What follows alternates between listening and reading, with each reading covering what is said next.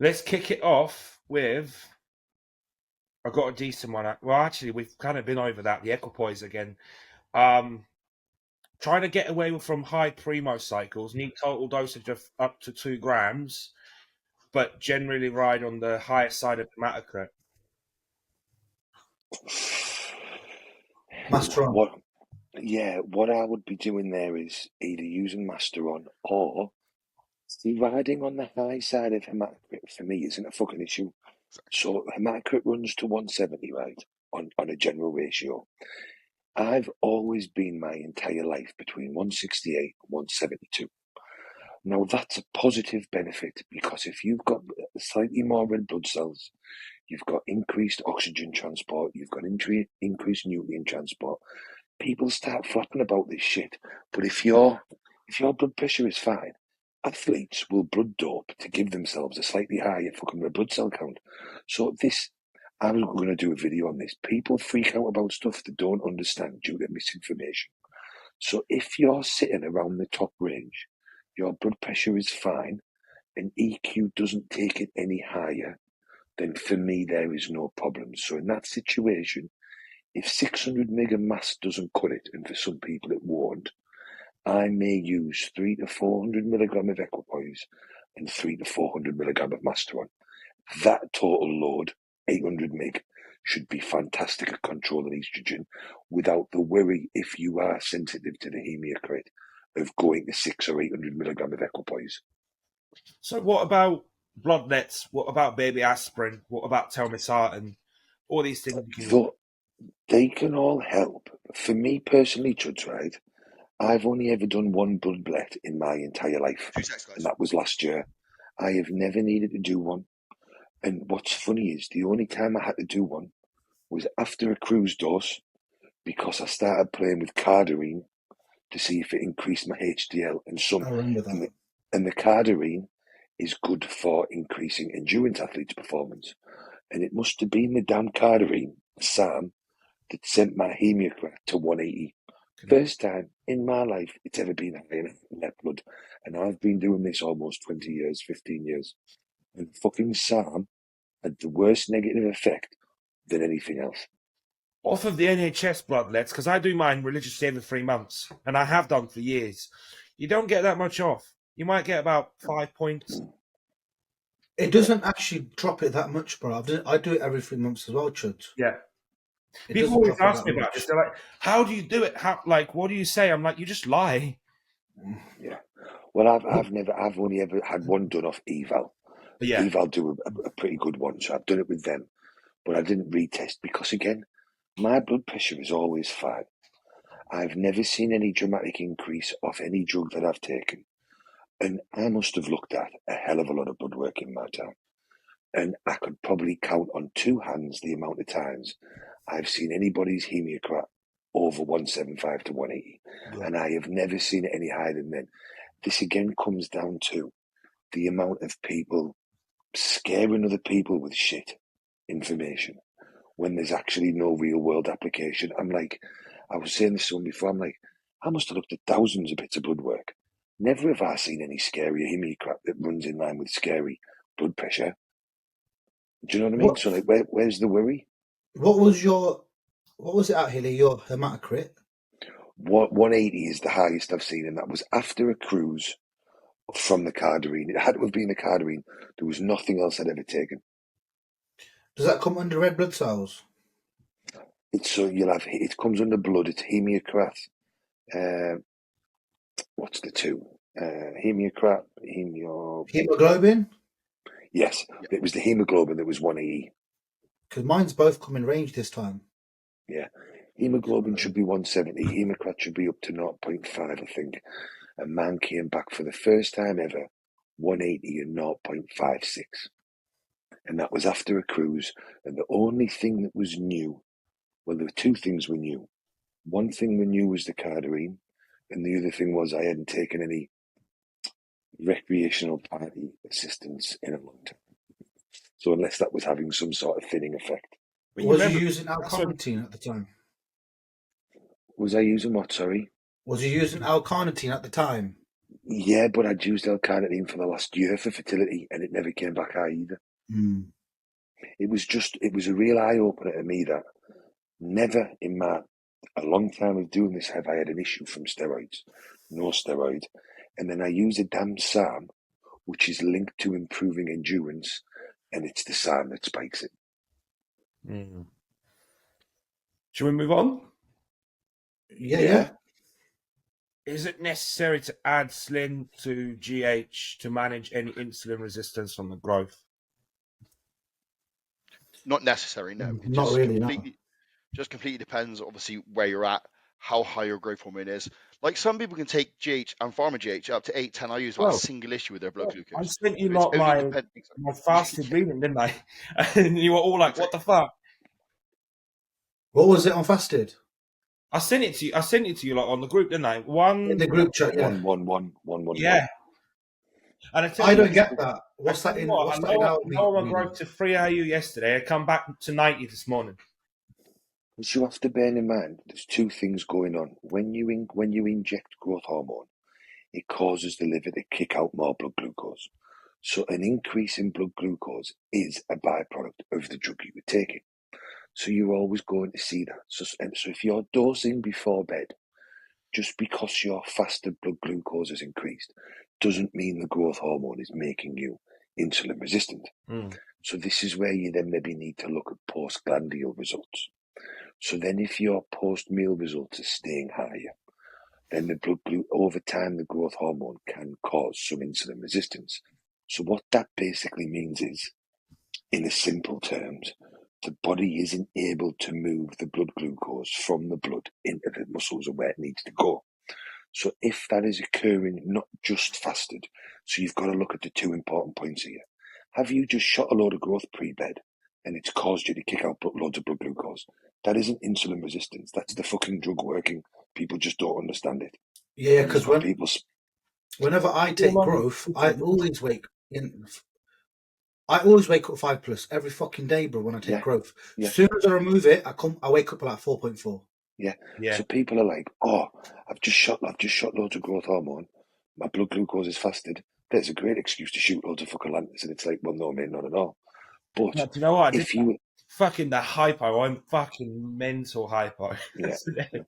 But if you're seeing your blood glucose ride higher all day over time from that nightly dose, then that's telling you that then maybe it is time to put in some Lantus to offset the issue from the growth. But they are not needed. But then I suppose this is a good step topic. Your other real question is, and this is a real confusion for me where people don't get their head round, is that are you taking the drugs to manage the other drugs? Or are you taking the drugs to improve performance? So taking growth hormone increases the uptake of certain amino acids. And it also has other benefits that will go towards helping improve recovery and improve growth. Insulin is anti-catabolic. It increases glycogen storage, it increases protein synthesis, all that will help towards recovery and growth and promote growth. So are you looking to use Lantus to offset the health implications of the growth? Then yes, it's needed. But actually, if you can use both of these drugs together to increase the ability to add muscle and recover, then they should be together from the get-go. It seems to be this real, well, what are you using? People don't even know why they're taking the fucking drugs. They're just taking them because they've read it somewhere. I get this with so many clients with metformin all the fucking time. Like coming away from Lantus or insulin, it's the same thing. Like Riz says, or he wakes up and his fasted blood glucose is very common, especially when we're pushing food, to sit around 5, 6, maybe up to 7. And as Hilly just stated then, like the key factor there is not we were waking up with fasted blood glucose, it's the postprandial return time. Like if it's returning back to 5 and 6 in 90 minutes, you have no fucking problem. You don't need to listen to John Jewett. You don't need to slam a load of metformin because it's really cool and everybody's doing it. And you certainly don't need to use a basal insulin just because of that. And I think the whole gimmick around, oh, my fasted blood glucose is 4, I'm so lean, or it's 10, I need to run Lantus, is just absolute nonsense, because there are multiple people that will wake with it raised, but their postprandial return time is fucking fantastic, 90 minutes, 2 hours, and they're ready to eat again. And I think that's the variable we as bodybuilders want to be tracking throughout the day so that we're sensitive when we eat our next meal. It depends what you eat as well. Do you know what I mean? A lot of people, they just make stuff up, man. They're like, "Oh, I'm a fucking 4.2." Yeah, because you ate cream of rice, bro, 2 hours ago. Do you know what I mean? Like, as you all know, during prep and even during the off season, if I just eat an isolate protein powder and 100 grams of cream of rice, within 60 minutes I fucking hypo. Does that mean I'm doing something special? No, it's just I have a super fast insulin response. Like, there's nothing, I have some people that are like, "Oh, I've done this," and I'm like, you've created a hypo. That doesn't mean that you're super sensitive. It doesn't mean your coach is doing something amazing. You've just gone and trained legs and then slammed 50 grams of fucking dextrose. All that you've done is you've caused your body to produce more insulin, and you've caused fucking hypo. Nothing special going on here. Do you know what I mean? Like, it's Or they fucking, chug their intra you workout, caused it. or they're Yeah. chugging their Yeah. intra workout. I think they a got lot. To kind of go back to the question though, and just to give a bit of, I suppose, logic to them is obviously, I'm assuming from this person's question is they're going to be introducing growth hormone, and I think just what they should do is just track it at base point, so before you put it in or before you escalate, and just track it from there. And if it does start increasing and you're tracking your postprandial return time, I think in those 2 periods potentially then you can look to reduce Lantus if it's actually required. But I cannot support any more or side with what Hilly said.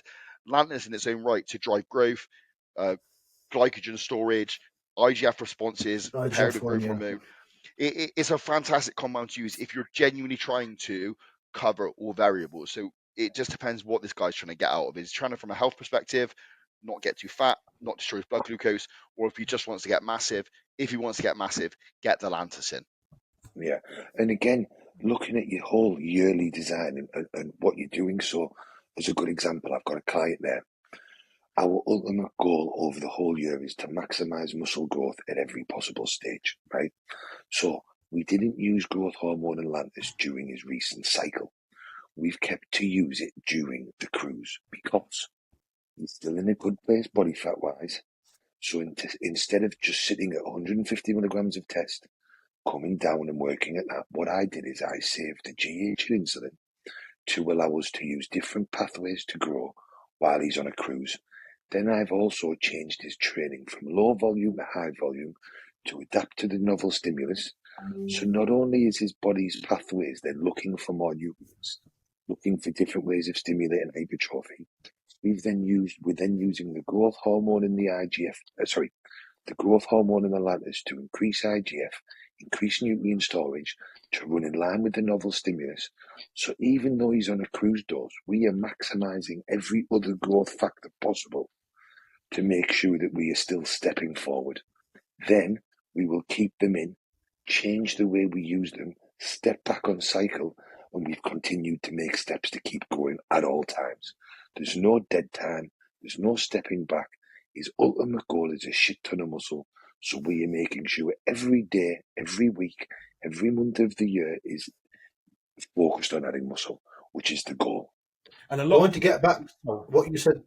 Go on, Chuds. like a lot of people freak out when they go on cruise, or they use it as an excuse to slack. Like, I'm going to lose a bunch of weight now because I'm cruising, and then you trick them by you're like, well, we're going to add the slim, we're going to add the growth. Their weight goes up. They're like feel like they're still on cycle.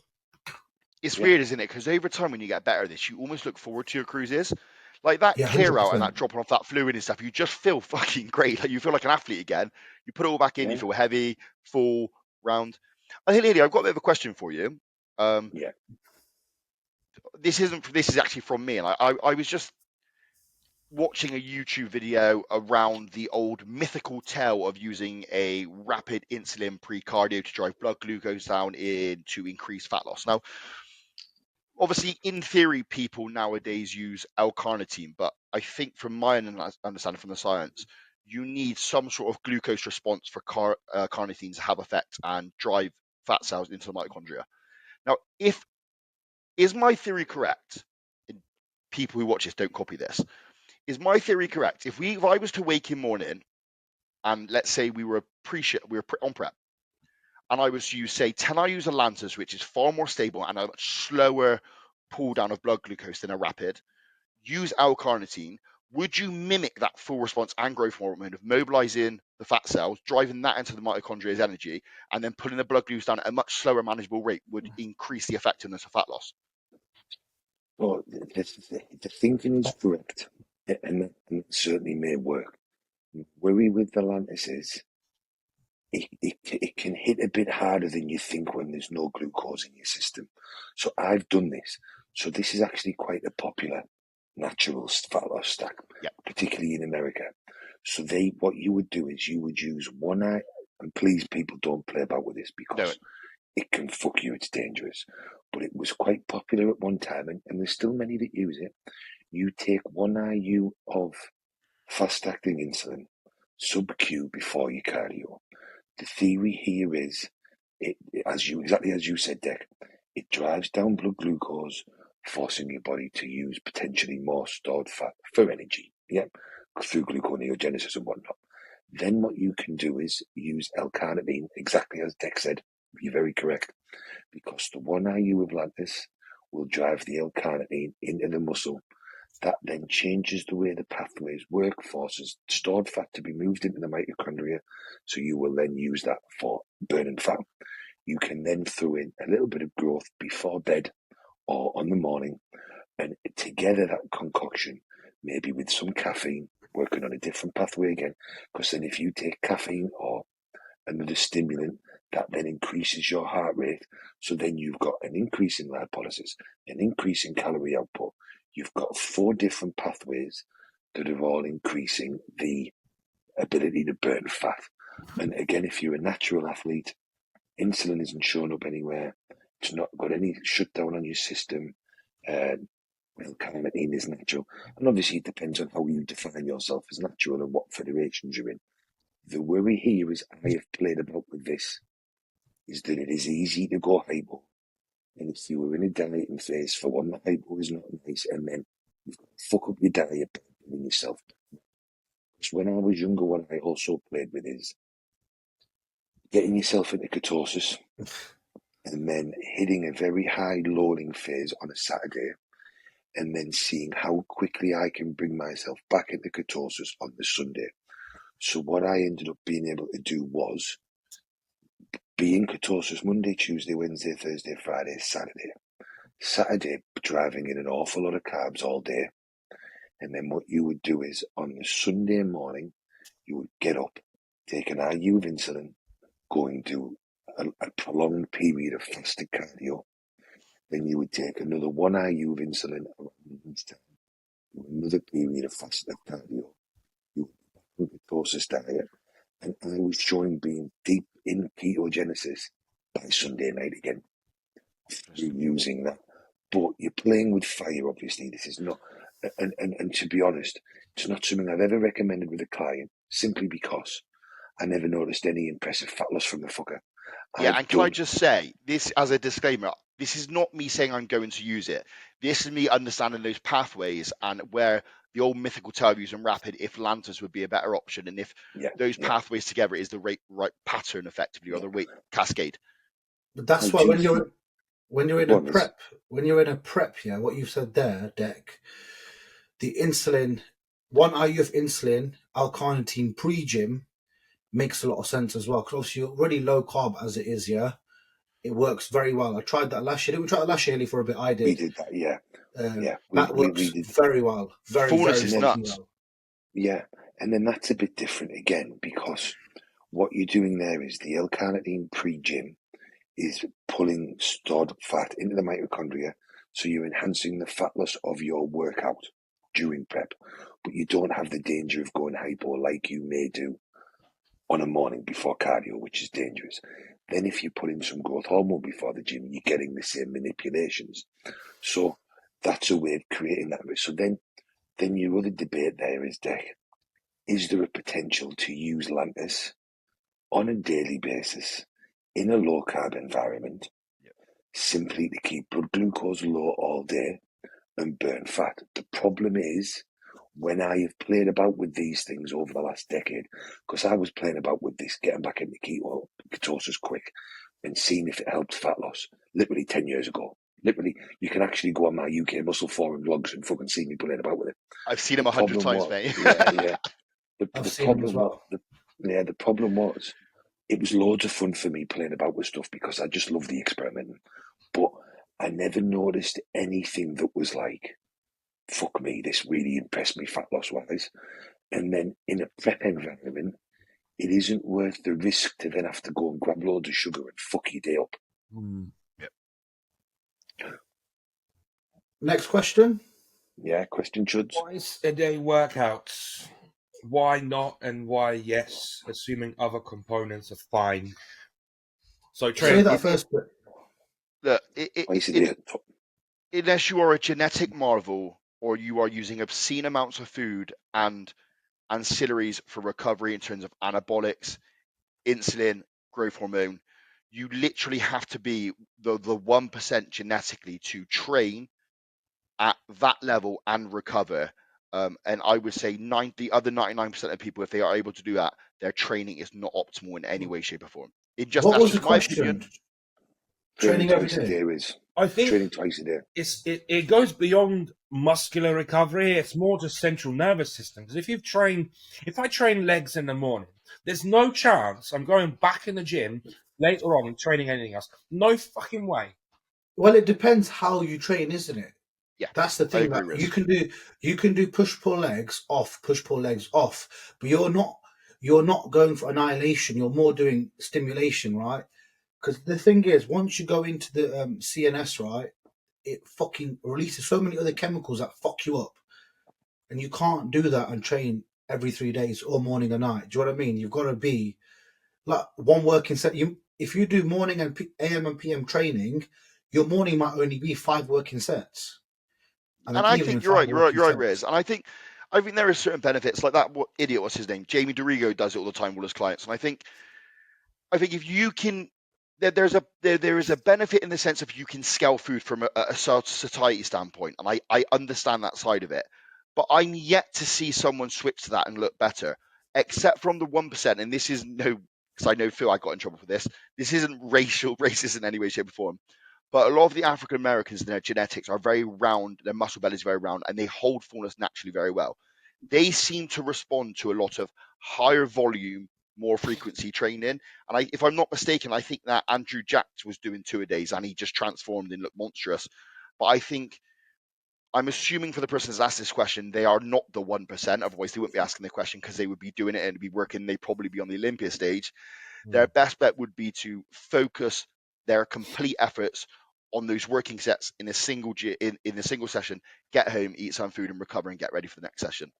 But I think if you were full-time bodybuilding, right, and this was your life and you were paid to sit at home and eat, right, it could work because what you'd do is you'd wake up, train, example, arms, come home, eat big post-workout, sleep, wake up, eat, go gym, and you'd have to do it in bursts like Rich Piana used to back in the days. Yeah.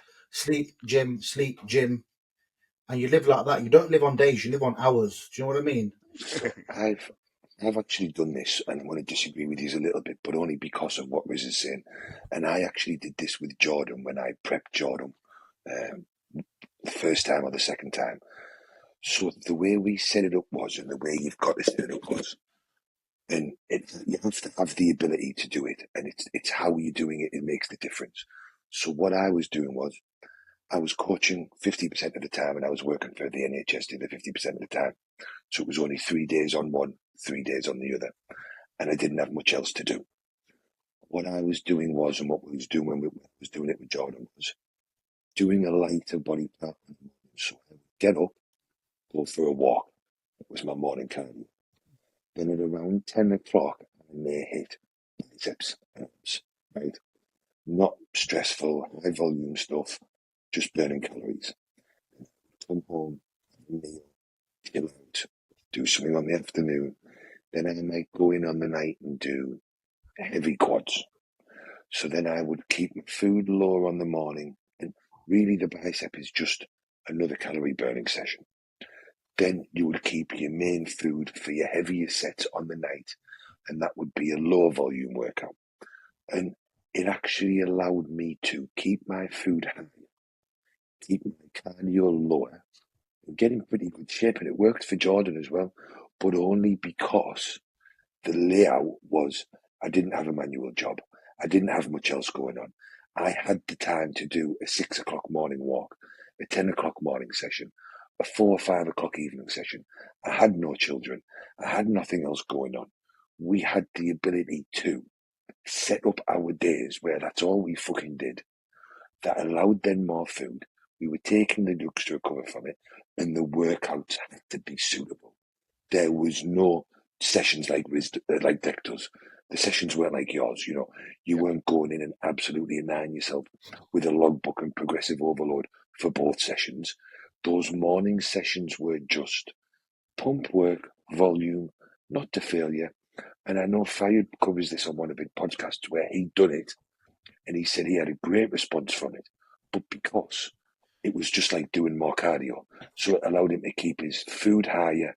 The workouts weren't annihilation workouts, and he had nothing else to do all day.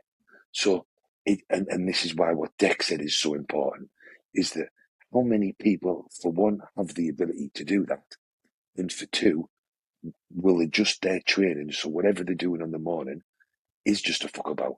So legs would just be, I might have legs on a morning that is hamstrings, that is pump work, and then go in on the night and do heavy biceps. The next day I might go in and do pump quads, heavy triceps, and it might be a 3-on-1 off split. And then when you do this, because I've got a few of these splits designed, whereas your first 1 to 3 days is a light body part on a morning and a heavy on a night. Then you take a day's rest. Then when you come back to day 4, it's the same 3 days, but what was heavy on a night is now light on a morning, and what is like. Eddie Elwood was a big fan of training like that. Yeah, I know. I've had a plan of him before, and he has heavy and light body parts. The heavy is in the morning, the light is in the night, or the other way around. I just found for me, if I did the heavy in the morning, I was fucked for the rest of the day. Whereas if I did if I went for a 5 a.m. nice casual walk, get your steps in, then I had a pump workout on the morning, I actually really didn't need many carbs in the first meal. Then I would put slightly more carbs in meal 2, which was after the pump workout, slightly more carbs in meal 3, which was before the heavy workout, slightly more carbs in meal 4, which was post the heavy workout, and then pull the carbs back down. But again, because I had the ability to do that during the day, do you know what I mean?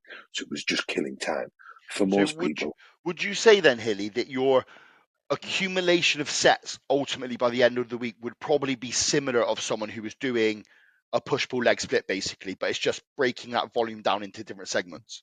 No, it was probably higher volume, but there wasn't a load of heavy progressive overload CNS frying work at all. You look at, so use Eddie Elwood's programs as an example. That kid goes, if you train with Eddie Elwood, you're doing a tit for tat workout. He was one of the first bodybuilders to hit 300 pound, but there was no progressive overload focus. It was you go, I go, you go, I go, you go, I go. Mate, the kid was so fit, it was fucking nuts, right? That's what me and Deck did the other day. Yeah, and destroyed my life. And he was using a lot of weight, and he'd be training twice a day like that, but he didn't have his logbook out, annihilating himself with 6 reps. Because if you want to train like that, and it works, and there has been some incredible physiques built on it, you can't be frying your CNS. You have to be training with a more volume, not to all out failure, 4 reps. You can't train like Jay Cutler and train like Dorian Yates at the same fucking time. You've got to decide which one you're doing. Do you know what I mean? That's probably what Jay Cutler's done 2 days. Because, but he does like, yeah, it is. He does like shit like he'll train quads in the morning and then hamstrings in the like at night, and I'm like, how does that make sense? That just overlap. It doesn't to me. Yeah, it doesn't to me. That doesn't make any sense at all. I think that sense, you're just battering your knees and your lower back all day. That's never made any sense to me. So for me, I would be doing biceps or triceps in the morning, then I'd be doing quads on the night, because you're still getting the elbow. So, and this is what Deck was saying. In these situations, you've got to look at the joints and the tendons. If you're doing biceps in the morning, triceps in the morning, that's fucking stupidity, because you're battering your forearm tendons and your shoulders twice in a day. If you're doing hamstrings in the morning and then quads on a night, there's no way around it. You're still working the same tendons. You are asking for problems. But if you're going in on the morning and doing biceps, going in on the night and doing hamstrings, then there's no lap over there. So that's not so bad, in my opinion. So yeah, I could buy into that, and I'm assuming it would look like as an example, if you were to set it up for 3 days, you're going to do, just to keep it simple, biceps in the morning, back the heavier load on the evening when you've got a bit more glycogen, triceps on the morning, and then put chest, I'm assuming. I wouldn't do back and biceps just because you're using a lot of bicep in the back later on. So you've got to think of the tendon cell. For me, the simplest way to look at it would be you may do quads or hands in the morning and then arms in the later on. You may do back in the morning, short legs later on or something. Because for me, with my sports therapy background, I always had this mindset of making sure I wasn't frying my tendons and my joints. But I know what a lot of people do is they may do chest in the morning and back later on. But for me, there's a lot of crossover there. Let me just let the cat what he's doing my head in 2 secs. Fucking asshole. Go on, Kai. You do your thing, blood. I'm gonna get some water. See, I couldn't do that with two a day. Like, I would never recover from that.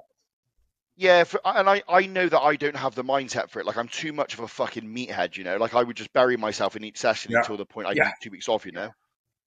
I could not train. Like, I've tried it, the volume. And even at that point, I'll still just go to failure. But even, like, you know, the pump-up sessions, like, pre-show, like, that week, mate, that's hard enough for me. I'm like, I just want to go fucking balls out. Like, I can't pull back. And I know that's going to be a detriment in the long run, but it's not been an issue up to now, so I'll just continue to do it until I break, you know? The pump sessions are shit. I hate doing them. They're fucking wank, bro.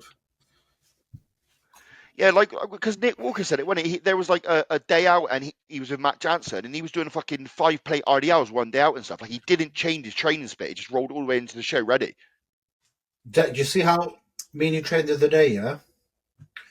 That's how me and Ed used to train every single day for 6 days in a row. Yeah, I back on back. I couldn't do that. I think for me, it's fun to do it like in off session, but for like me, it's too much. And I think more it's a mental thing. Like, I know if I'm a spastic in terms of my concentration. I think like 3 sets of like 15 reps. By the second set, I'm like almost bored, if that makes sense. Like, it's fun. I understand why it works. And I think for someone like Bulmer with that much muscle, like you said, where he's refining that physique, I fully get it. But I think, like, we've discussed this so many times, isn't it? Like, I'm the same way. I almost like have to do 7 or 8 exercises because I get bored. I'm like, oh, I've had enough. I want to move on, do something else, you know? Yeah, and I said to Riz, like, our volume's the same, but his volume in the sets are way more than mine. Does that make sense? Like, I'll do the same reps, I should imagine, over the whole set, but just different angles and exercises, where they do less exercises and much more volume in the set. I prefer the other thing is exercises. I think the other thing is with the 2-a-days, right? You've got to think about your environment. You imagine, right, if we're all on prep and we all lived in Dubai, right, and we're all coaches and we've got fuck all else to do. Listen, lads, I tell you what, we all live in the same apartment block. Let's all get up and go for a walk together, right? Then we'll all go to the gym that's on Jumeirah Village where we live, and we'll do a light body part session, and then we'll lie around the pool and we'll do some posing. Then we'll have a nap. Then let's hit Banus at 6 o'clock. Let's all do heavy legs. You might all find that fucking fun. Because you're turning me on a little bit there, Hilly. You're making me a bit aroused with that day plan. Do you know what I mean? Because if we all live in Dubai and we ain't got shit to do all day but go to different gyms and drive around in a nice car and we're all coaches, let's go and do a bit of work. Like, that's fucking heaven. So I'll design something that lets me recover from it, and I can guarantee you I'll all be game for it. Listen, Banus will sort our meal 2 out, so let's all have breakfast. Let's go for a walk. Let's all go and do a pump bicep workout. Let's practice our posing. Let's get our meal 2 in Banus. Then we'll all go home and see our birds. I'll take Adeline at the park. Then Adeline will go to nursery. So let's all link up and train the beach club. Let's hit quads. Let's have half an hour in the sun. Let's get a shisha, lads. It's Sunday. Hilly must be sponsored. But you're telling me you wouldn't be game for that? Of course you would be. Yeah. But fucking in England, at home, when you're on your own, do you want to be driving your ass to the same gym in the shitty weather all day? Of course you don't. Do you know what I mean? No one's got no motivation for that. But you can't tell me You can't I tell me think if we're all in Spain or Dubai and we're all on our own and we haven't got girls to keep happy and we haven't got kids to do. You can't tell me that you wouldn't be going to the gym twice a day if you can and someone's there making your meals for you. It's you've got to think of these Andrew Jacks in Dubai. Kids got nothing else to do all day. Those kids in Kuwait ain't got nothing else to do all day but play on the PlayStation. So if you enjoy being in the gym, there's cats there to make you food and make you a nice protein shake, and someone will design your training so it works, and you enjoy the gym, then why would you fucking not? I would. I ain't got nothing else to do all day. Do you know what I mean? My birds Yeah, at I home see with a that kid. perspective for sure. Yeah. And when it people comes miss to the mindset of it. I think when it comes to starting a new split, my thought process is consistency. So I want to do a split for at least 6 months, like unless you get injured or you have to change it. So for me, I'm like, well, can I do that for 6 months? Can I maintain that for 6 months? Probably. Well, chances are there's a lot more likely for it to go wrong than if I was to do a push-pull leg split. So then I'm like, fuck it, scrap that. I'm not going to risk it and risk not being able to finish it or not stay consistent with it. So that I think what all I'm trying to get across is someone will watch someone like Andrew Jack or Jamie DeRigo or Jay Cutler over in Vegas, right? And they'll be like, well, that looks good. Maybe I should do that. And it's like, hang on a minute. Those people are training like that because they're in a certain environment with certain abilities. They haven't got nothing else to do all day and they've got the motivation to do it and it suits. But if you're in England and you are not in that environment and you don't have the drugs and you don't have the gyms and you don't have the protein calf to make your meals and you're not in Kuwait, then you're not going to be motivated to go to the gym twice a day. You're not going to get the same amount of sessions. You're not going to get the enjoyment. Your body doesn't have the drugs to do it. That shit ain't going to work for you. Do you know what I mean? Yeah. But it will work for the person you're watching on YouTube because it's Andrew Jack and he's in Dubai and he's got nothing else to do all day. So why would he not? He's getting paid for that. Do you know what I mean? He's getting paid for that. Bro. He is motivated to go to the gym twice a day because it's YouTube content. Because the calf at the gym, which there's 3 of, are all making him nice, pretty meals. Kid may as well be there getting his meals made for him. Then he is sat at home making his meals himself. And the weather's too hot to do anything else during the day. The gym's fucking airconned. And then the other gym he goes to on a night is a beach club. So why would you not go there and see some birds and chill out? Like, people watch these guys that are in certain environments with certain things to do without putting in perspective that shit ain't going to work for them because the mindset's not there, the environment's not there, and they don't have the ability. You put me in that environment, I'm probably going to be at home in the morning, beat my meat 10 times a day, be a pro gamer within 1 week and a pro bodybuilder. Legit. Should we do the next question? On Twitch streaming. Yeah. So there's so much more to it than just, should I train twice a day because they do? Well, you know, does your body have the ability to? Does your mind have the ability to? Does your funding have the ability to? Does your environment have the ability to? Will it all motivate you to go? Are you getting paid to go to the gym twice a day? You know, there's so much more than just, well, will my CNS let me train twice a day? It might not have fuck all to do with your CNS. You know, it might be positive to do so, and it may be really bad to do so. People are just, I think, too much on looking at, well, did Dorian Yates only trained once for 45 minutes, 4 times a week? Jay Cutler did 2 a days and double cardio. But these people are so completely different in different environments in different parts of the world. There isn't just a, will that work for me because they did it? It's like, what work? And this is why what I'm so big on clients. So I've just had a new client sign up there, and it's like, well, what's your job? Right, you run a construction industry. What time of the day do you train?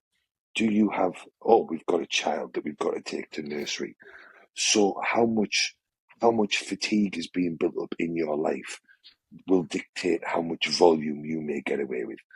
Does running your business mean you have to train at 6 o'clock? You know, there's so much more that needs to be taken into consideration than, does Jordan Peters or does Kuba say this is the best training split? Or do we all say this is? It's not about what works for Riz or works for Deck or works for me. It's about, well, what principles of training work?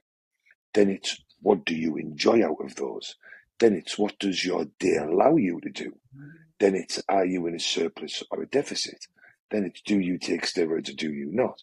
Then it's, I mean, look at that Keefe West kid who trains in Autoflex.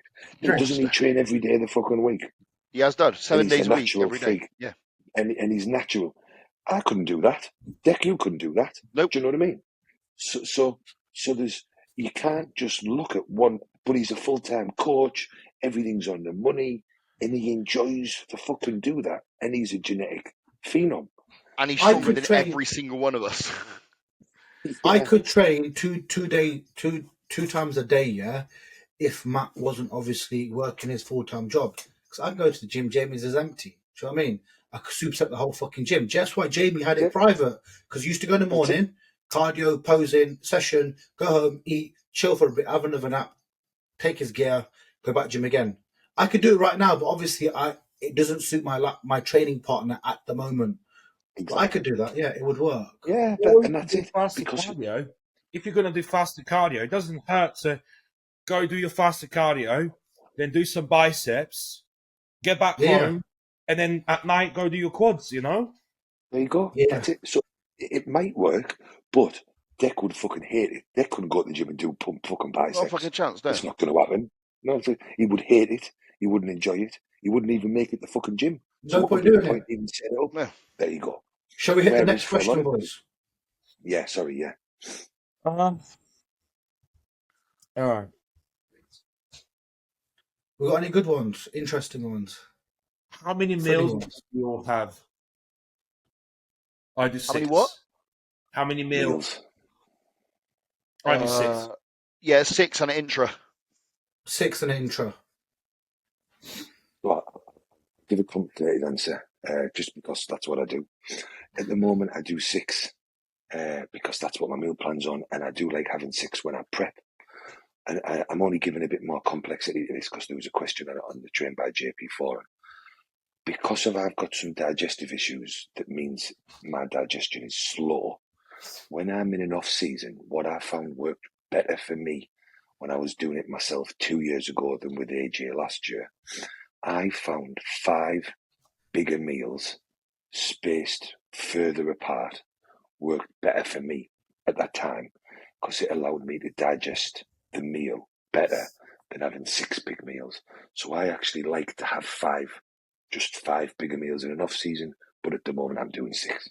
I've gone up to, I've gone up to, I think me and Hilly, when we were off season, we got up to about 8 meals, I think, wasn't it? Because we were doing a couple of liquid meals when I got big. And I think just to say to that, the person who asked the question is, there is a time and a place to escalate them. I think both in my heaviest off season as well as my high days when I was on prep, I think we got up to 7 or 8 meals as well because we were just adding meals in to keep weight where we needed it before bed. So I think that the standard across the industry is probably 5 to 6, isn't it? And I think there's a time and a place potentially to increase them as and when need be. I've done 7 in a prep. That's when I asked you, I went, give me another meal because I want to eat pre-gym, half an hour and go gym. And that was working really well for me. That was a long time ago, though. So at what point do you add a meal instead of adding calories to the existing meals? Well, I can say this. I think it was when my rice portions were pushing, I think about 400 grams, I think. And I think you just get to the point where we've done 400 grams of rice. We were adding honey already, I think, as chicken. And I think just when the volume of food becomes that much, you just know it's the right time to start adding some liquid meals in or a post-workout meal and then a pre-bed meal type thing and just add them as in when you can. I think it was definitely towards the evening. It was like a liquid meal and then a solid meal before bed. We just added towards the end. But I think it's just where the overall volume of meals just get too big and you can't just keep adding simple carbohydrates or you know what I mean? I think when volume... Sorry, go on, Riz. I think when volume becomes a problem with food, like I've got a female client now, I'm not lying to you guys, she eats 5,000 calories, yeah? And we've just about got to 60 fucking kilos. It's been fucking hard and she eats the fucking food, yeah? She does not chat shit. She just got an extremely fast metabolism, right? And I've had to push it to 5,500 and I've just had to have her eat stuff like mangoes, pineapples, juices. And on top of her food, I'll add stuff like Rice Krispie Square bars because I know she physically can't eat it. And what we do then is towards the end, I've just said, right, every rest day is a cheat. You've got a cheat meal, last meal, and I want you to hit 2,000 calories, and she hits it. I think that way, when you're at the stage where volume's so high, and you're really, really pushing it for yourself, like individual person, it makes your sense. Just get it in from somewhere, not junky, but a lot more dense, right? Like a Mackey's. Does anyone else find women can eat a lot more food? Like when you get them to understand it's okay, they're not going to get fat. They seem to be able to put a lot more food away comparable to their body weight than most men. I found my female clients. Yeah, bro. This female client, I've never ever met somebody who can burn through his food and say to me, "Riz, I'm hungry." I was like, "What the fuck?" Like 5,000 calories, 60 kilos. That's a good thing, you know, because a lot of women, that's what they struggle. They struggle to actually, they think I'm going to get fat. Yeah. For me, just as a simple, clear sign, once someone is saying to me, I'm still very full feeling and bloated for my next meal, that is telling me that the meal is too big. If they're not hungry for it, and if they're still feeling full, then that's telling us the meals are maybe too big now.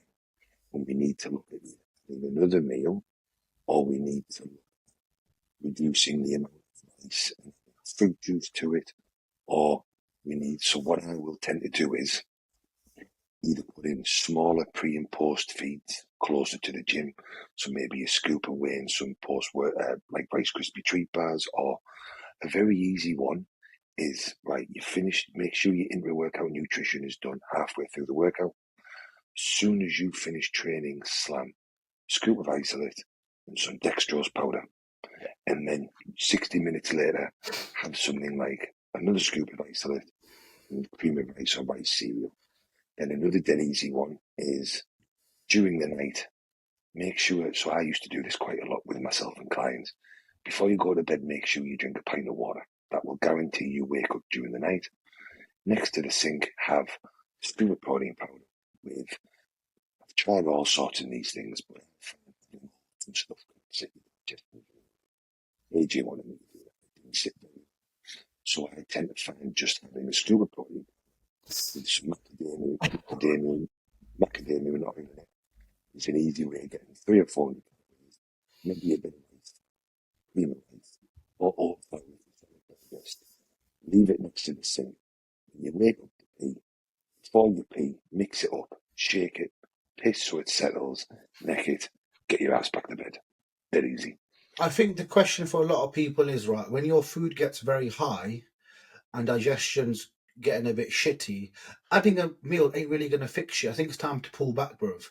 Because I've got multiple clients where we get to like a really high number, like let's just say 6,000 calories, right? And I'll be like, right, we're pulling it back for like a month, and I'll pull it back. They will barely drop weight anyway. And then we start putting the food back up, and they start gaining weight on 4,500 calories now. I think it's about what you digest, isn't it? It's not about what you fucking eat. Yeah. Sure. If you get to a point where you can't make changes to get the food in and digestion's fine, then a pullback makes all the sense in the world. And like Riz says, sometimes it only needs to be 3 or 4 weeks. I just call it a little digestive reset. And all I will do is I'll just pull out the fluff foods and I will pull out the voluminous foods. And usually you find 3 or 4 weeks, people are like, hunger's back. As soon as and I'll say to them, every check-in, I want to know, are you waking hungry? Are you hungry for your meals? As soon as they say they're waking hungry and they're hungry for the meals, I'll wait 1 more week and then we'll go through 3 weeks, it may be 5 weeks. Also, in time, I was just saying, also in time, and like me and Hilly have never done an off season where we've had to reset halfway through. We've kind of gone all the way to the end, but like, I really think that was like my ability to manage like my output of like steps and things. Like I wasn't the idiot that was going out and doing 10,000 steps at once. Like I would really pace them. So let's just say I had to do 10,000 steps in a day as standard. I would start doing just 1,000 in the morning, which just got my appetite up enough. I would eat my meal. The second I ate that meal, I'd do another 1,000. They're tiny little walks, but they just help digest the food. And I think you need to keep those tools for as long as possible. And if needs be, adding an extra 500, 1,000 steps if needs be in between those meals is never going to have a detriment to your weight gain if you can increase the total volume of food. So it's pacing yourself throughout the off season. Don't just pull all your fucking cardio out, eat all the food straight away. Really start managing your portions of food up, as well as adding output in between those meals so your body can digest it. What worked really well with me with Nathan was, I'll pay the man some respect here. He said to me, Riz, he goes, right, off season, you eat all the meals that you've got on the plan, yeah? And he goes, whatever you want to eat it on top. So I used to eat all my meals and I'll have a few chocolates every night. I did that every fucking day. But do you know what? It worked, man. He was up in my food. I was eating all of it and I was eating what I wanted on top. By the time you get to the end of it, you can't really eat much anyway. Do you know what I mean? I'd have a fucking biscuit and I'd go to bed. But it Right, if does Hilly work. told me that, I'd be 400 pounds in 6 months. No banter. Yeah, that wouldn't work for Jack. Not at all. Nah. Not a chance. I'd I have was Domino's doing every like, night. yeah. That's I was doing literally like why I put chocolate down my meal. story today. I'm like, I am the biggest fat cunt ever. I would Snap. literally, like, me and Mackins talk about this all the time. He's like, it's beyond me how you can gain weight so easy. I'm like, it's just like I can just eat and eat and eat. You know, I could never I've feel always satisfied. been able to do it as a kid. Like, I remember being as a kid and my family looking at me like, what the fuck is this kid? When I'm going for like 3 roast dinner portions. You know what I mean? I'll just go up for seconds and then thirds. And for me, if I was to do that, my digestion would be continuously skewed. I would continuously have an issue because any types of picky foods just don't sit right with me. So there wouldn't really be for me. If I get dairy-free, gluten-free oat biscuits, my digestion's a bit skewed. If I get dark chocolate, my digestion's a bit skewed. So I've done that with people and it can work really well. And for other people, they either eat too much and they'll get fat, or it will skew the digestion. But it's like everything we always say. You've just got to find what Luke Sandow was a huge proponent of that. It was get all of my meals in. Once all of my meals on my plan are in, whatever the fucking hell else I want to eat is fair game. And he said on some days that's nothing. On other days it's a footlong Subway. On other days it's a pack of fucking cookies.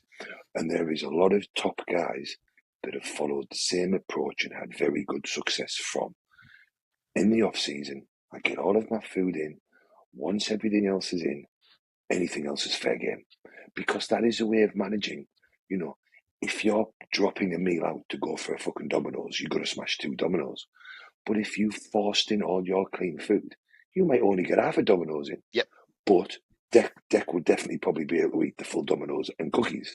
Yep. Whereas for me, in an off season, I'd be lucky if I do this on my free meals. What I'll say is, I can eat once I've eaten whatever my free meal is. If I want to pick at Charlotte stuff, I will. I'll only have 2 slices of pizza and I'm done. And that way my digestion's fine the next day. Whereas if I made my free meal a pizza, I would nail the whole pizza, probably a couple of cookies, and then my digestion would be fucked for 2 days. And be in hospital. That's how I manage it for me, you see. Hilly, do you reckon is it? Oh, sorry, Dave, carry on, mate. No, you go on. I was going to say, do you reckon it's tied with like the volume of food that I eat for how much it takes me to fill up? Do you reckon like they're like the same thing? Like, David, are you the same? What do you mean? Well, I was going to say, obviously, like I can eat an obscene amount of food, but that's an obscene amount of food to grow at like the same consistent rate as most bodybuilders, if that makes sense. Like my body needs a lot of food, but also as Hilly knows, when I flatten out, like you're talking like 3 days of obscene food to gain like 1 or 2 pounds. Hilly, do you reckon those 2 things are like tied together? Certainly could be a link, without a doubt, because Sam's the same. Sam can eat 400-gram portions of rice and still tell me he's fucking hungry. And you're the same. And it's like, but that kid also, if I had to say the same to him, you need to stop eating clean free meals. I want you to go and hit a bit. And I'd say the same to Deck. I was like, what are you doing with your free meals? And he was like, even Daisy said I was being a bit of a pussy with them. Some people just need to eat more, and it seems to be those people that need to eat more are the ones that can eat more. So there is definitely a link to it. See, this Again, argument. that would make sense. If you have the ability to put away all of that food, that is telling you that for one, you have a good digestive tract, and for 2, you have a good metabolism. So therefore, that tells us that if you can comfortably eat 400-gram portions of rice, 200-gram portions of chicken, with that's 1,000-calorie meal when you add it up. But if you can comfortably eat that, going and getting 2 double cheeseburgers for Mackie D's and a large fries ain't doing shit for you, because actually that's only 1,300, 1,400 calories. That's not much more of a spike, is it?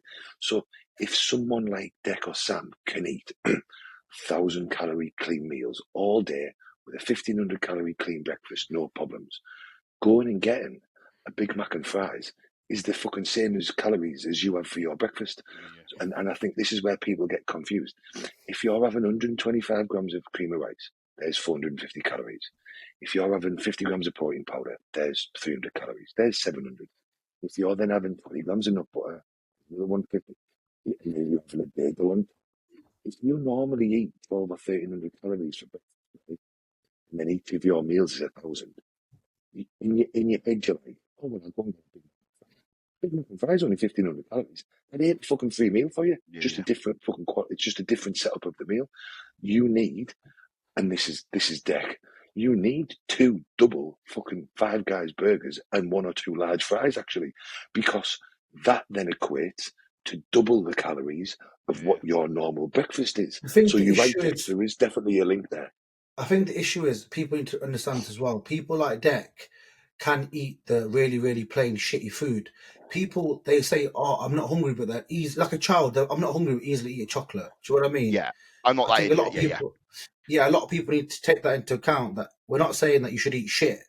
We're saying when you're at the level where you're eating 1,500 calories and it's so difficult to get it in, then make the swap. Don't just eat shit. Should make that very clear. Well, back to that point of reducing the food in the day and then getting a free meal. That's the argument I had with Ryan, because he goes, well, I reduced all my food throughout the day and then I have a free meal. I'm like, yeah, but that's no good, because then that just balances it all out. And because he goes, I always lose weight. I always lose weight when I have a free meal. I'm like, that's because you're actually in a deficit. And I really... That's actually... Sorry, that's actually a stupid thing to do, because you're actually taking away good quality food and you're just replacing it with shit. So, like what you said, Chuds, you're actually keeping the calories the same, but you're actually decreasing the quality of the calories you're having. So you're actually creating a negative environment. What you really want to do is keep all of the quality calories you normally fucking have, and then add in junk on top to bump the calories. If you're replacing good quality food with shit food, that's a bad move. No one should be doing that. That's calorie banking. I don't like that. And going back to what Riz said, about eating the bland food, I see these meals as a tool for performance. That is it. It's not like me going, oh, I'm really excited to eat KFC. I'm like, right, what calorie dense food I can get in that's going to digest well, that's going to help me get a decent pump tomorrow and really fill me up. The only time I would ever do that, what Ryan's doing, if I was going out on a date night, as an example, which wasn't in line with my plan, I was going out with Daisy and we were going to get a fancy meal, I may potentially say to Hilly, look, my high days are on Friday and Saturdays. We know with an off-plan meal, I'm going out with Daisy on Tuesday. I'm going to bank some calories and have a nice meal, but it's not going to be nothing mad. But then I wouldn't be pushing the limits of that meal to get a performance improvement the next day. The other thing that Ryan does, and I've seen it time and time again, I truly believe with clients, and I've seen this, they have that mentality. It can truly build a very poor relationship with food, because they're getting into that point of, I'll take a bit off this meal, a bit off that meal, then get a cookie at the end of the day. You ain't a dog. I never do that shit. You don't need a fucking treat. You're an adult. And I have this debate with so many of my new clients when they're like, oh, I just fancied a chocolate, so I had a fucking chocolate. It's like, mate, be an adult. If you want to perform very well and make improvements to your physique, do what you need to fucking do. If you want to go and have chocolates and snacks and that, you still have the mindset and a very bad emotional attachment to that food, because you're thinking about it the very wrong way, Well, I don't. He was like, oh, as I said, obviously we got an off-plan pizza. I'm like, I literally only managed not even half. I managed 4 slices. And he goes, well, you can't even eat a whole pizza. I'm like, yeah, but that's because I'd eaten all of my meals and then I had the pizza and then I actually had another meal to eat. I had a cream of rice meal to eat before bed. So I'm like, that's why. That's a good thing, because that is a way how you get extra food in, but it didn't impact the quality of the food you're taking in. And to go on from this, an experiment I did before, right? So I was in an off season, right? So as a personal experiment, I calculated what my chicken, rice, or beef and rice and olive oil meal was. And it turned out that 2 double cheeseburgers with no cheese from McDonald's was more or less the exact macro ratio, exactly the macros, the same thing. So the buns, the beef, whatnot, without the cheese, the macros were almost identical. So I made that change every day.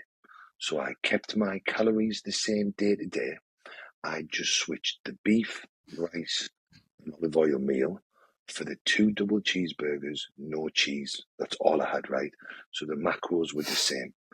But within 3 weeks, my physique had a softer composition. So that was a clear example to me that the poorer quality food was not creating the same look to the physique. So that agrees with what you're saying, Trelita, that Ryan and Deck, is that it doesn't make any sense to remove good quality food and replace it with shit.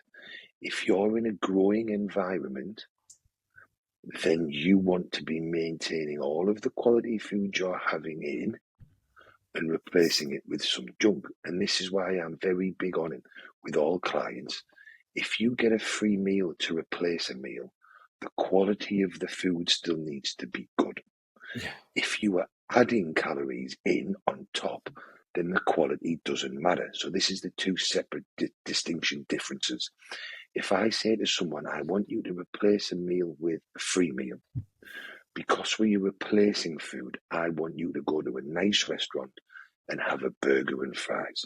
It's good quality beef, it's real made chips, so you're not losing the quality nutrients.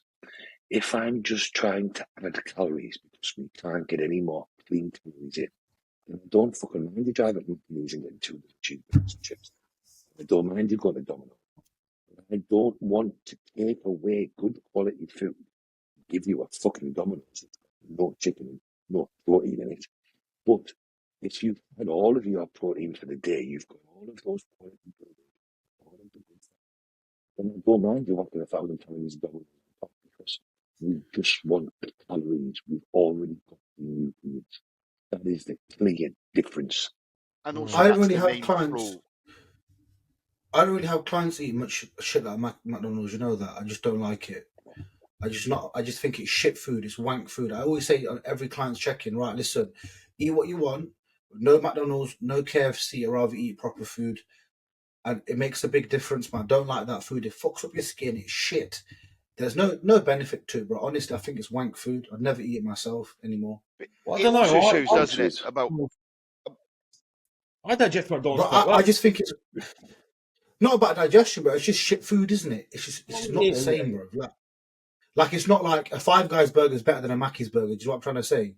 That's what Yeah. Illy used to always say to me when I was younger. He goes, bro, if you're gonna eat out Nando's over a fucking KFC. Do you know what I mean? And then after that, have some sweets. Yeah. As long as the main meal is good. And that's what I mean. If you're trying to bump calories and you just need calories because you've eaten 5,500 calories of quality food, then all you are needing is more energy to grow.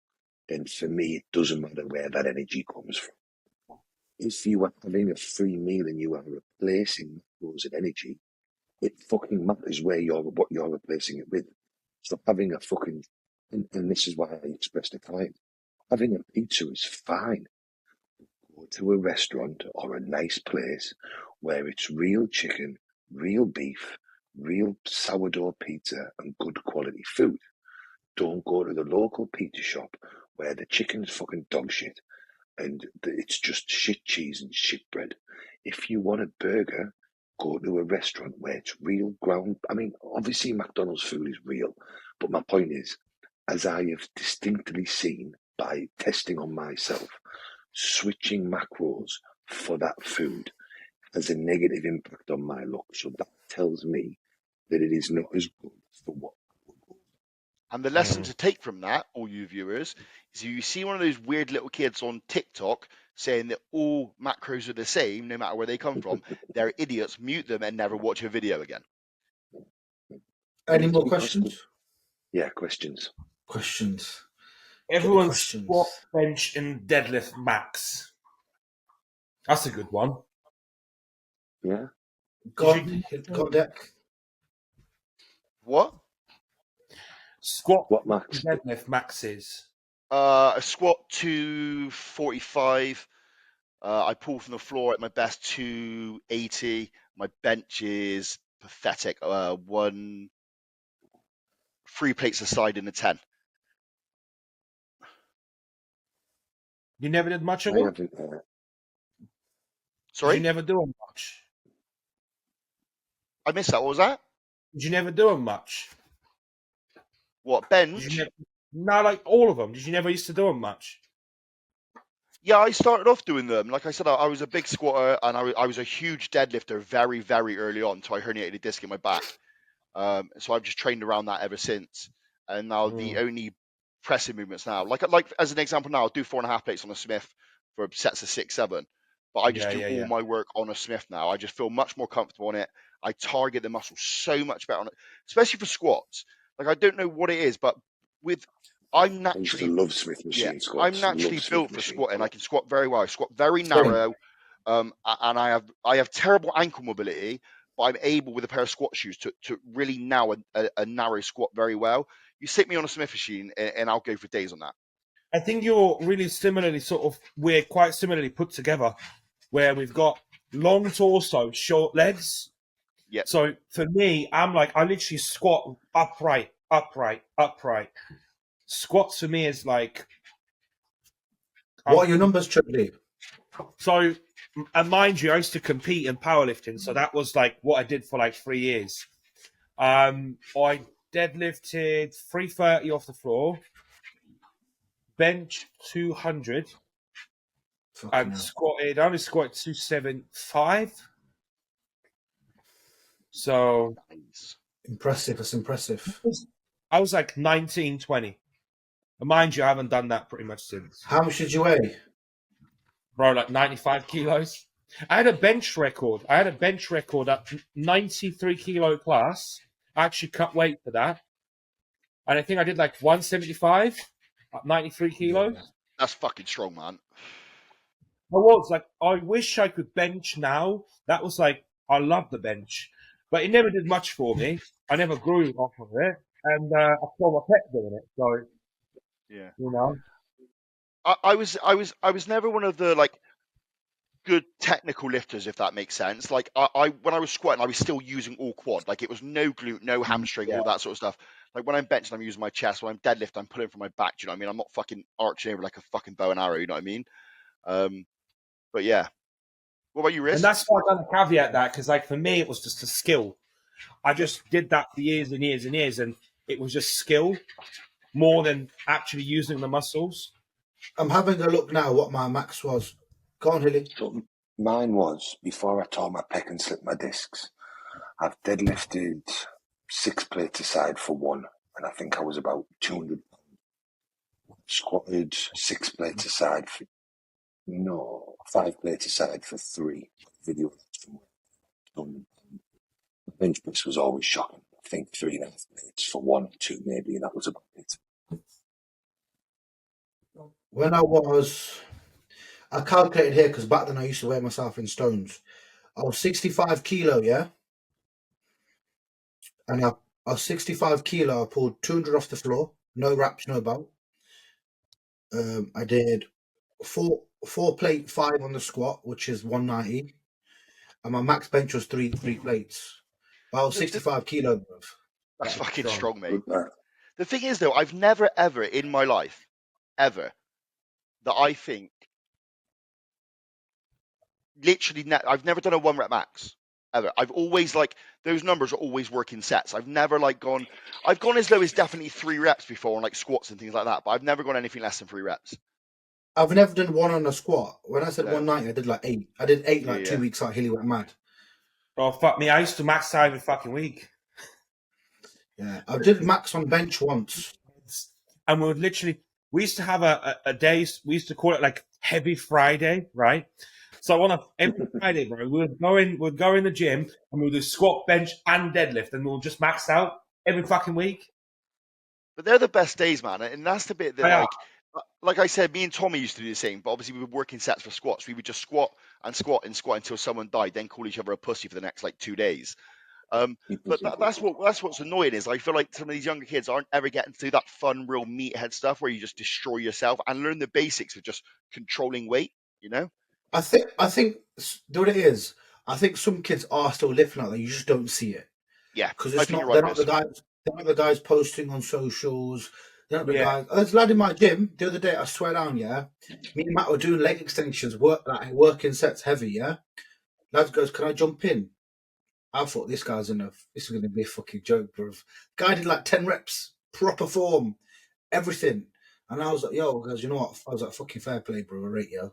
Have you seen that what's that kid's name? He's coached by, is it Bradley Dennis? Denson? Dennis? Coach by mom. Mate, he is That kid is an mind-blowing. absolute monster, mate. I know. We're on the group chat. We chat. It's like, fuck me. He is mentally strong. Yeah, lads, has anybody ever ordered food from Muscle Food before? Yeah, No. I used to get my chicken packs from them. So I've been, cause I've been putting my food and stuff through my business at times. Because if I'm travelling, it's classed as a business expense. So I ordered loads of their stuff, and actually, their lean diced beef and salmon packs and turkey mince and that, and turkey and bacon medallions are fucking epic, right? Their bacon medallions per 100 grams was like 21 grams of protein and 0.8 grams of fat or something. They were fucking awesome as well. The diced turkey steaks are good. They do big packs of salmon, 500 grams for like 8 or 9 quid. And then they do this extra lean diced beef. It's not expensive at all. It's fucking mega move. Back in the day, Diced or they mint? used to do such good deals. Do you remember? It would be like spend 50 quid, get a packet of chicken for £1. Like they used to do crazy deals back in the day when they were first about. They used to do like a halal one as well back in the days, but they got rid of it. I have Racist. Yeah, it's never quite ordered meat online. Do you know what, lads? There's a big difference in it because I got a client up there who only buys online because we only eat halal meat. Halal meat's quite shit generally, right? It's like they can't meet the demand of the consumer, right, with halal meat at all, not anymore. And he was like, bro, how much you pay for chicken? I go, £6. He goes, I pay £15 a kilo. Yeah, But trust me, he goes, the difference in the taste, the texture is totally different. Oh, yeah, fuck that, bro. I'm not paying 15 quid a kilo. Fucking the amount of chicken we eat. I Bro, can't it get enough doesn't. of this chicken mince from Aldi, mate. I cannot get enough of that stuff. I fucking love it. The chicken mince, yeah, the chicken mince. It's just awesome. Or the 2% turkey they've got. Oh, they even got 2% beef. Bro, fucking great. I don't trust any of that, bro. Like when I used to go to the supermarket, that we got Asda in Nottingham, which sells loads of halal meat, yeah. And it said 5% beef, bro. I didn't know where the beef's coming from, and it used to put me off. So I used to go to the butchers and say, right, mate, I want the sirloin. I'd be like, can I get £20 worth? And I'd say, right, take all the fat off and grind it.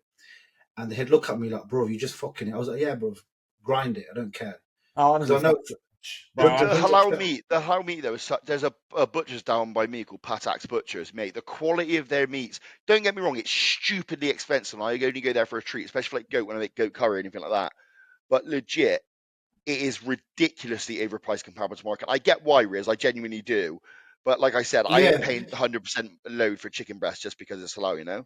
No, but what I'm saying is the halal chicken where we live is too cheap. Yeah. Okay, Oh. yeah, It's yeah. like £5 a kilo, yeah. But when you cook that, let's say you cook a kilo of that into cooked weight, you're left with like 500 grams. But if you buy the expensive stuff for like £10, you're left with like 800 grams. I don't know what the fuck they're doing to the chicken, bro. Putting like water in it or like injecting it or something, bro. I don't know. Yeah, I don't know. Like, if I was to spend money on an expensive bit of meat, it will be steak. I'm not going to spend money on fucking chicken. Mm. Got a question? Questions? Right. That's a stupid one, but let's just answer it anyway. The best exercise to bias the upper back. Well, I've had to focus on this a lot because I've got extremely dominant lats. I can connect my lats when I'm fucking doing a leg extension. It's weird. So I've had to focus on this. And I think there is a middle position between not engaging my rear delts and not engaging my lats. And the best way I focus this is, you know, you get a low row.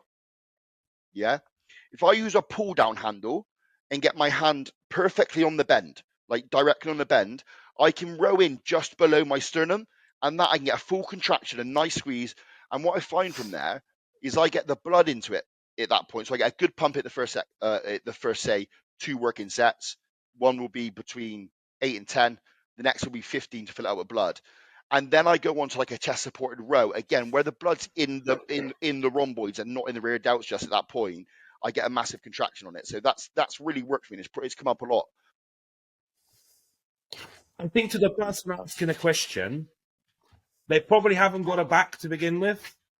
Because you know, normally the people that ask that question aren't people that have backs. So my answer would be just pick 5 fucking back exercises that you can get strong at. Just do it, bro. Honestly, I think like 3 or 4 years ago when he did my training, he'd be like, right, mate, I want you to do 3 pull down movements, 3 row movements. That's all I would do. I wouldn't even think like this. I'd be like, right, this one's gonna I'm gonna squeeze it here, and I just train. It's too complicated, bro. It's too complicated, man. Did you know kids that have no back thickness because it's just small, like 160 pounds, but they'll have like lats where their ribs are, so they're just like, so they're like, oh, I've got massive lats but no upper back. Or you're like, no, you still have no back. And 90% of the time, they haven't even got lats. It's just their teres and a back shot, and they just think they're really wide. You know. But Dec, on that thing you've just said there, yeah. A lot of people need to realise, bro, how important the teres muscle is, yeah? Everyone's so focused on the fucking lats, yeah? On your back double, your teres is seen like fucking lobes. Even like good bodybuilders like Sam was one of them. He's like, why do your lats flare so much in the front shot? I'm like, it's not teres. My fucking lats, it's my teres. Like, I've always done a very short ROM wide arm pull up, like just from back in the day. Like, it was probably because I was ego lifting and didn't know how to do a proper pull up. But I would do like a real short ROM, and it just blew my teres up. And now I can connect with that part of the muscle very well on like a pullover, like me and Riz did the other day. I can really connect with it, and that's why my lats flare on my front shots. Do you remember we had that chat about like a couple of podcasts ago? I started doing them the day after I'd done them. My back was so fucking sore, and I'd done nothing else different but that, and I was stupidly fucking weak. I think I managed like 10 on the first one. And then the second one was like 6, and then a 4. It's my favorite movement when I come down in body weight. It's great because you go from like doing 6 to failure point, and they're like, "Oh, I'm here all day. I'm great now." That's what we were saying before, wasn't it? Because of my torn pec, I used to have fantastic teres muscles. You could see them pop on that picture. Do you know on my Instagram where they really pop from the back and the front? And then for a long time, because of my pec, I couldn't do this properly. And you can noticeably see where they're not. It's one of the reasons why I train at Butterflex, because they've got a hoist. Mega. It doesn't stress my pec. And you can see in my shots now that they're getting better, because I'm able to hit them again. That overhand movement is so important. Front and back, in the front line and the rear line shots, people's backs are lagging so much. That's all they're doing is this. And that, it sounds really silly, but the way the mechanics of that whole hoist movement, because it rocks you, it stops you turning it into a row. Do you see? So where you're here and it rocks you into it, it stops everyone leaning back and rowing back just to get the row. So it just forces you in that position to use your teres. So also, if you look at the hoist as well, when you pull it down, depending on which exact one you're talking about, Hilly, but a lot of them, when you pull it down, it actually brings your chest up with the that's what I mean. Yeah. So it shows you that when you don't have to be super strict, bruv. Because that's what we've got in my gym is we've got a Paramount upper back row. So it's like a back pull down. So the axes are like an X. So when you pull, it kind of like it almost like fixes you into a rear double bicep. So I know what you mean. They're good. Have you ever used the Paramount adductor? No. Mate, it is the seating position is so good, right? But the best part of it, I don't know why everyone else doesn't do it. You know how most you would load and you stretch the pin out to your legs? This has got a fucking 6-foot handle on it. So it starts in the short position. right? So that you change the weight and it starts in a short position. You put your legs on it, you take the tension, you release the handle, and it pulls your legs out into the position. Then when you go into failure, you just flip the handle back up. It's Very phenomenal. clever. Really good. Awesome. But going back to that question, a good upper back row that I've used a lot, my upper back wank, was that one that we used today, that Live Fitness machine with the pad. Yeah, love it. That row, Live Fitness upper back. I don't know what it's called. What's it called, Dick? It's the Live Fitness chest supported row. It's the only one they do, and I don't know why people don't look at the mechanics of that machine and just copy it, because that tiny little movement in the handle just allows you to fully contract into your back. Yeah, it's wicked. That's the best one. And I find with upper back with myself, if I let it dead a little bit and then I pull it, I get way back upper back. But if I'm swinging back and forth a little bit, it get too much lat. Are you guys quite geeky about kit? I like it.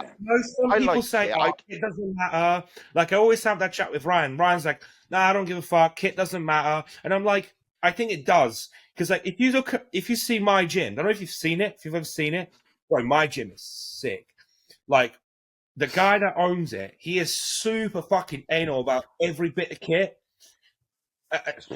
Like, I'll show you. I'll take a video. I'll show it to you. It's mental.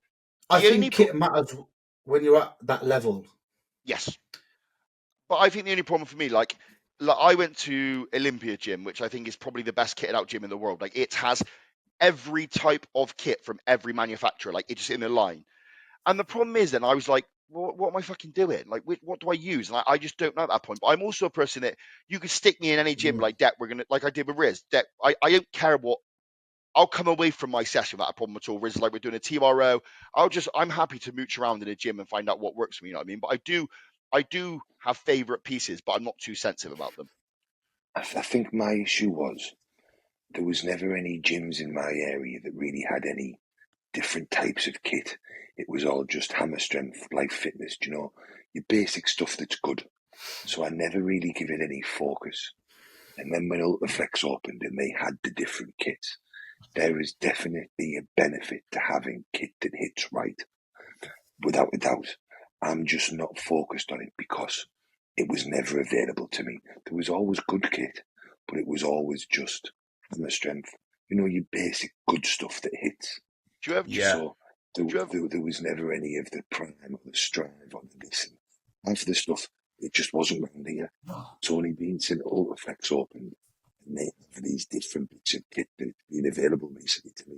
I'll tell you what, having a torn pad, having slipped discs, that is the reason why I moved to Ultraflex, because it is of great benefit to me having the additional kit. Have you ever been to one of those like shitty leisure centre gyms like recently, now you know what you're doing, and realised like some of those pieces are actually fucking sick? Like the techno gym shit. Like some of they have like a conversion chest press, they have like a pec deck that converges in. Like, this is stuff you would like turn your nose up to, but like I stand by this. Their leg extension, the techno gym, is still one of the best ones.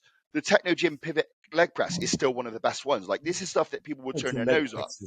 But if I was to buy a gym, I'd have all that gimmicky, horrible, old white and green stuff all over the place because it's awesome. Well, I think a lot of people, 280, Paramount, Nautilus, and I think you find a difference if you go on a Nautilus flat press or a Nautilus incline press. It hits different compared to a Gymshark one. Yeah, but I think a lot of people, this is the honest truth here, a lot of people only like certain brands of kit because they know they can load it. Yeah, 100%. I know so many people that are like, I don't use that because it's too heavy. Yeah, that's why you don't want to use it, because you can only do a plate and a half. Gymshark kit is the king of it. Gymshark kit. All of that stuff, you can load 5 times more than any of the bits they replicated. It's ridiculous. Bro, I used a proper Nautilus that one, yeah? The fucking pin loaded one. I could just about do 5 pins on it, bro. Use the fake one, stack it. It's a big difference, bro, because you can't copy machines. They have to be slightly changed for them to pass the pattern, yeah? And one slight change in the angle or the movement, the whole movement's now changed. Yeah, that Nautilus pull down, we've got the Nitro one, which is like the plate loaded one. Yeah, I like that. Yeah. Not explode. Mate, it's fucking heavy. Super fucking heavy. Bro. So that's probably one of the best pieces of back kit ever made. And we've got the ISO one arm row. That's really good as well. Stuff's awesome. That's the fixed arms, I'm a isn't it? huge With the fan of handles, all yeah. the Nautilus stuff. I tell you what's really nice. Stuff, I think it's all awesome. The Cybex have got some piece of kit that proper overlooked. Yeah, it's a pull down, and it starts like this, Hilly, and then as you come down, it converges out. But you can converge it in as well. It's proper old. They're like £500 on eBay. No one buys them, but I think they're fucking sick. And you can grab it like that or grab it like that, and it obviously flexes to where you want it. Yeah. It's sick. Like I think when it comes to like a leg extension, getting like a Gym 80 leg extension, completely different to any other fucking leg extension you'll get on. For me, leg extension is one of the ones where some are just fucking awful and some are phenomenal. Wank. The Cybex. We've got a Nautilus and a Gym 80, and they're both unreal. Like, and you know, it depends on where in the session you are, because the Gym 80 is really heavy at the top. So you just, if you start with it, you can start with it. If you use it later in the session, go on the Nautilus, you know? That's why I think Prime is very clever. How they've got the multiple I don't pins. like some of the Prime bits. Honestly, like, I don't like the Prime lying ham curl. I don't like the plate-loaded leg extension. There are so many. I don't like the incline press that everyone goes mental about. It's too rigid for me. There's no conversion in it. It's like a fixed bar, and I feel like I'm always pressing it the wrong angle. Like when I'm inclining, I want to press forward and up, but it's almost like a shoulder press. Do you see what I mean? Mm-hmm. I just don't like it. There's more Prime stuff. There's more Prime stuff I don't like than do. Yeah, definitely. Strive is better. There's more of this stuff I don't. We've got a preacher cut, a Strive preacher cut, and a Strive shoulder press. Mate, unreal. But Chudley, Prime bought Strive, didn't they? Yeah. Prime bought Strive, but the old Strive kit's mega. They've got a pull down that's got pins on it. Old Strive stuff. Oh, actually, so the shoulder press, Rich, which is the guy that owns the gym, he bought it off JP. He actually got it off JP, off his gym, because he was getting rid of it, because he had to get rid of it because he didn't have space for it. He sold it to him. Very expensive pieces at the moment. Yeah. We've got any more questions, boys? So we'll wrap it up soon. No, I think that's just about done, lads.